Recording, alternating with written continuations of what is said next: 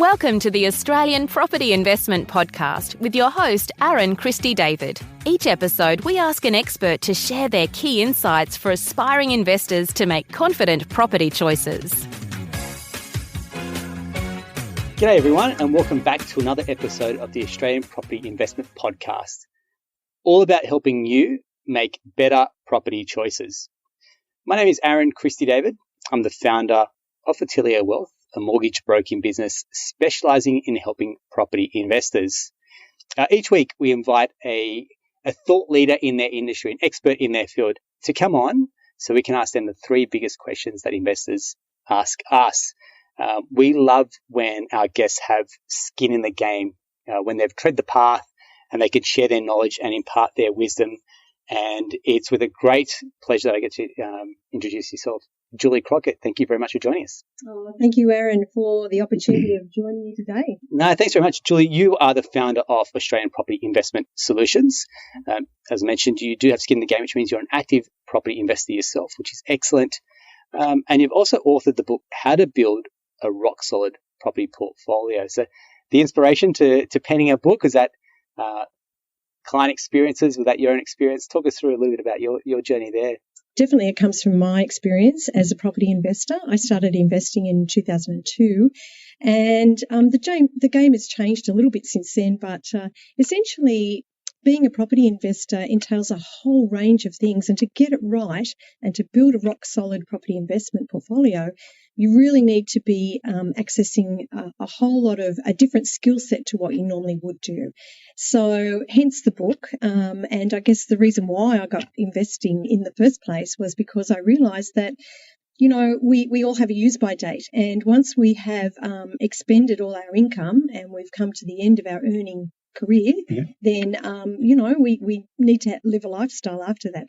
So moving forward and into retirement, we need to be well and truly ready. And part of that does involve buying property and making sure it works for us.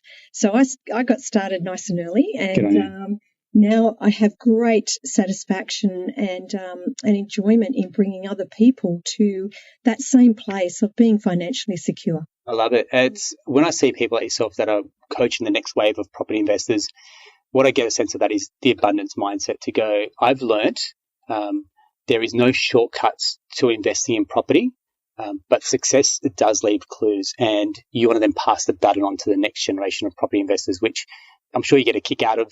We love seeing it as well.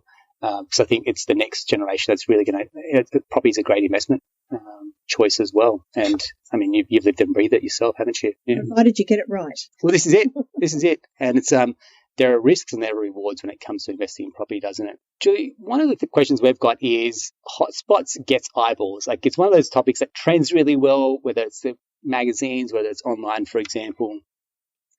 However, you kind of look at investing slightly differently, and you're harnessing the power of technology really with your clients. Can you share us a little bit more about how you I guess work with your clients, the approach that you've got when it comes to understand what type of property they're looking for, and unpacking that a little bit with them as well? I liken this to the next generation of property investing, if you like, because, you know, anyone can get on things like realestate.com.au and look at properties and know that they've been pre-approved for a price point, and they just, like what they see and they, end up buying it. But there's just a whole host of things that we really need to be looking at. And before my clients even start looking at property, we actually look at what they're trying to achieve. If, for example, they're in their late 40s, 50s, and they're looking down the barrel at retirement, it's a very different thing that we do to someone who's in their 20s and 30s and starting to invest. So it's very much tailored to where you're up to in your property investment journey. So tailored, not a one-size-fits-all approach. Absolutely. Yep. And we harness artificial intelligence to help us to find those locations that are set for imminent capital growth. The most exciting thing that I've found in the last 18 years of investing is something that actually will pinpoint my clients and me to where is best next to invest. Excellent. We can call it a hotspot if we like, but there's a whole lot of analysis and data that comes that has to be presented there to me to satisfy me that that location is really going to work and it will get imminent capital growth. And if my clients need high cash flow, which most of us do to propel us into the next investment, then that will also show as part of this criteria that we put into this software platform. Fantastic. I'm looking for a property that's going to do 10% capital growth next couple of years. I'm looking for 4.5% capital cash flow, for example, and I'm looking at like a low maintenance type house. You plug in those variables, and suddenly you're going to get shortlisted with options for your clients as well. Yeah, right. Absolutely. And one important thing to note here is that we don't just leave it to the software. We actually have the human touch. So we will take that all of that information that comes from the software, and then we will look at it, test it, and make sure that it's a good match for our client, and then we will do the due diligence on it before we present those properties to our client for consideration. Yeah. So it's almost like high tech, but also high touch, which means you're really hands-on with holding your clients' hands through the process, understanding what they want, but you harnessing the power of tech to really get us there as well. Yeah, absolutely. It's incredible. Can I give you go for it. A recent client who came to us with quite an interesting brief. He actually really likes the idea of rooming houses, and rooming houses are where you have a residential home, residential property, and you convert it to a different category, a 1B category, and then you can rent out each room. And it's completely legal, compliant with council and so on and so forth. You make the changes, and then, of course, you can supercharge your income from that property. And so our client came to us with a specific brief. He had up to $450,000 to spend. Right. He wanted a property that would suit as a rooming house, and we then sourced that property for him in an area in Perth, in the city. And we also, the icing on the cake with this one was that not only did he do his conversion for a rooming house, but the actual block of land is subdividable. Wow. So in the future, he's not going to do it straight away, but in the future, what he intends doing is splitting off the back block, and that will give him somewhere around $170,000 back in his pocket.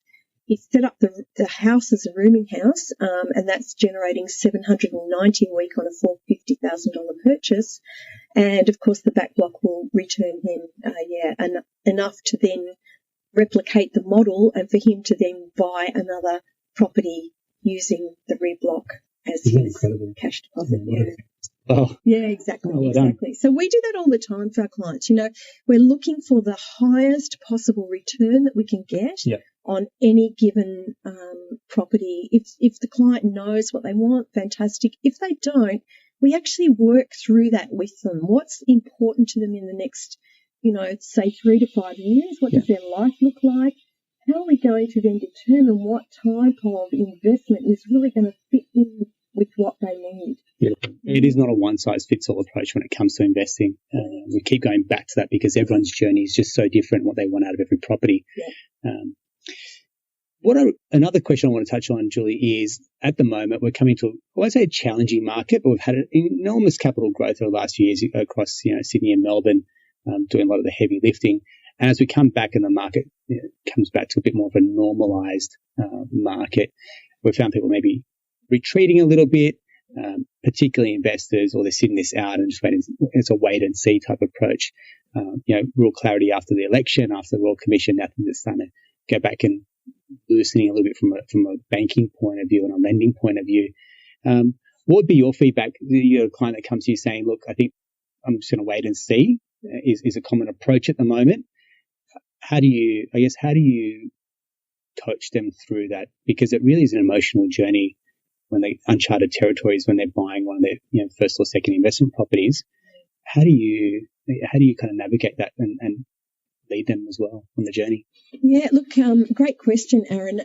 We're finding a lot in the media at the moment that there's a lot of conflicting ideas floating around. One minute the market is dropping, and I just heard a news report the other day where it said that auction numbers have increased, and so therefore we're looking at a return to what bouncing back. That's right. So who do you believe? What do you believe? And I guess when we're in the space and we're working all the time on the ground with investors, we see what's happening. And coincidentally, I've just come from meeting a new client who said exactly the same thing to me. She said, market's dropping, so I think I'll wait a bit longer. And I said, well, one way to look at it is that if you're buying in today's market, you don't have a lot of competition. And when you don't have a lot of competition, that means that you can actually negotiate a really, really, really good, strong price. And I can give you a prime example of this one too. We've just worked with a client who lives in Gladesville, and he was renting in Gladesville, and he wanted to purchase a property. And so we were able to, he was a buyer, we were able to negotiate $60,000 off the price of the last one sold in that block. So it was a 1-bed, 1-bath, 1 garage in beautiful Gladesville. Last one sold $540,000. We just secured that property in exchange 2 weeks ago for $80,000, and he got $17,000 stamp duty exemption. So $77,000 he saved. Now, there were two things that were really working in his favour, and that was it's a really flat market. There's loads of negotiation in it, and we just went a bit crazy really for him, but it was a great result. The other thing is that when you're working with a buyer's agent, one of the cool things that we do is we stand between the buyer and the vendor. So we don't have any emotion in that process, but we are purely working on behalf of our buyer to make sure that he gets the very best possible price and the very best terms and conditions in the contract that are going to really set him up really well. So that's what we were able to achieve in a Sydney market that's as flat as a tack. Yeah, great. And I've seen you in action, Julie. You are an expert negotiator. And I think that's one of the big attributes that buyers agents bring to the table. It's not necessarily just finding the property, then it's being able to negotiate on terms. Is it a faster settlement? So more as a deposit up front? Do they need a longer settlement, for example? And I think that's one of the huge strengths that you really have is that negotiation part as well. It's like retail and wholesale. I can go onto a web, I can go and find a property on Real Estate Domain. I would pay retail, whereas your buying power and your clout will give you the ability to negotiate at a wholesale rate, which is generally how I look at buyers agents. When you're talking to agents about negotiation, and obviously you're asking for some insider knowledge here and your tips, but how are you negotiating then? How are you able to negotiate much better purchase price compared to someone else? Everything that comes, I talk to my buyer in depth, and so we know exactly what they're pre-approved for. We know if they're able to do a quick settlement, and we basically leverage everything in our power to make sure that we drive the deal. So, anyone who hasn't had that experience in real estate, they're going to get, should I say this, they're going to get cooked by the selling agent because they really know. Selling agents are very good at what they do, and they obviously want to get the very best price for their vendor, and so they're going to keep pushing that price up. One of the problems, and I gave you the Gladesville example, one of the problems that young man had, he'd made offers on that property. That same property he bought at $480,000, he'd actually made an offer of $505,000. They'd rejected that some months ago. Yeah, right. So the market had fallen even lower, and no other offers had been on the table, and that's why we could come in at a much lower price and secure it for that. So everything is leveraged so that we know with confidence that we can get the very best possible price and conditions. Beautiful. Yeah, I love it. Yeah, well, that's it. I'm a first-time investor. We'll play out this scenario. I'm a first-time investor. I'm looking at the market. There's some challenges, a lot of confusion, for example. This is one area that you do specialize in as well, helping and coaching first-time investors. What's your advice to a first-time investor? Yeah, look, that's a really broad question, but generally, when you're speaking to them, what are you talking about? Yeah, it is a broad question. So again, it's really about what they're wanting this property to do, because a lot of young investors will come to me and say, "Oh, yes, we want to buy a property and we want life, long term. And I always say, well, what is the long term to you? Because long term in property investment is at least 10 years, at least. Give it 15 is even preferable. But if people are wanting to then change the game after 2 years, 3 years, 4 years, they're not going to realise the capital growth and the gain that they can get out of that property. I think it's very important to understand that investing is, you're investing because it's got to make money for you. That's the only reason we'd invest. Exactly. So if it's not going to make money, do something else with your money. Yeah. Ideally, get some advice around it. Come and talk to people who are in the investment space all day, every day, because it's not as simple as just buying something and hoping it's going to work for you.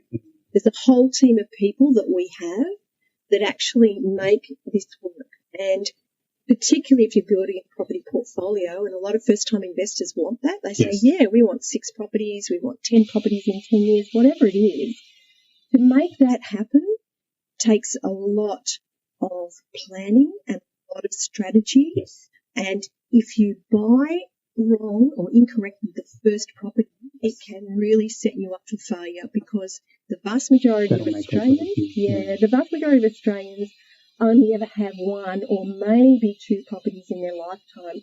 And the reason is that they just haven't bought strategically in the first 1 or 2, and they're locked out of the market. So we strategize that, and we make sure, I'm doing it all the time with clients to make sure that the very next property they buy will set up the one after that. Beautiful. So, yeah. I mean, I call the first property your cornerstone property. If you get that right, that's going to let you springboard to the next one and the one after that. Whereas if you buy that first one and it's a bit of a lemon, doesn't do its heavy lifting, you're stuck with it, and you either cut your losses and you move on, or you're here hoping and praying that it grows up in value as well, which is not a strategy by any means.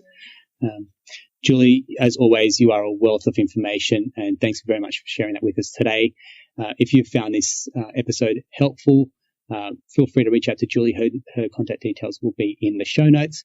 And as we always say, our episodes and our discussions are very general in nature. If you do need financial advice, we do not know your financial situation, reach out to a financial planner, or you can have a chat to us. We're hello@atelierwealth.com.au. That's a wrap, guys. Thank you very much for joining us. Share this with your friends and family. Leave us a review on iTunes. And until next time, thank you very much.